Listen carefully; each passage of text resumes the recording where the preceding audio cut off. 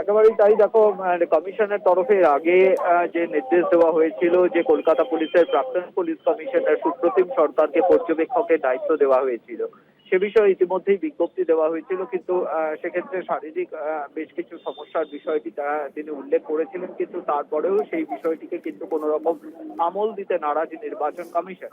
সেক্ষেত্রে তাকে তামিলনাড়ুর পুলিশ পর্যবেক্ষকের দায়িত্ব দেওয়া হয়েছে বলে জানা যাচ্ছে কমিশন সূত্রে। শুধু তাই নয়, রাজ্যের আরো দুই আইপিএস কে তাদেরকেও কিন্তু তামিলনাড়ুর ভোটে পুলিশ পর্যবেক্ষকের দায়িত্ব দেওয়া হয়েছে।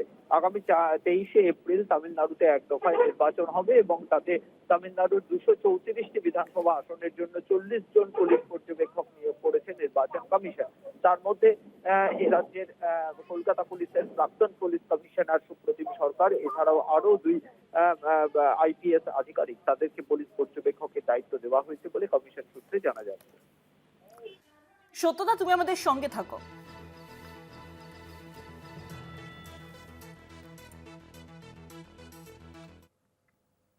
জঙ্গল লাগোয়া ভোট কেন্দ্রে নজরদারির দায়িত্বে এবার বন দপ্তরের উত্তরবঙ্গে ফরেস্ট ম্যানেজমেন্ট কমিটিকে সতর্ক থাকার নির্দেশ। বন দপ্তরের অফিসার থাকবে কুইক রেসপন্স টিম।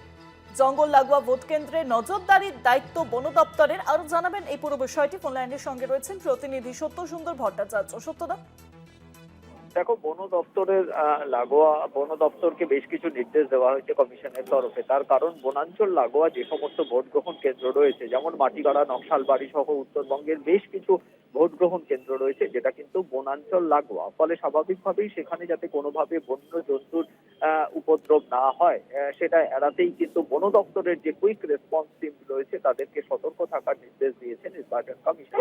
একদিকে যেরকম ভোটের নিরাপত্তায় কেন্দ্রীয় বাহিনী থাকবে, তার পাশাপাশি কোনোভাবেই যাতে এই বনাঞ্চল লাগোয়া যে সমস্ত উত্তরবঙ্গের ভোট গ্রহণ কেন্দ্রগুলো রয়েছে তাতে কোনোভাবে যাতে বন্য জন্তুর হামলা না হয়, সেই লক্ষ্যেই কিন্তু বিভিন্ন গ্রামের যে ফরেস্ট ম্যানেজমেন্ট কমিটি রয়েছে তাদেরকেও সতর্ক থাকার কথা বলা হয়েছে কমিশনের তরফে।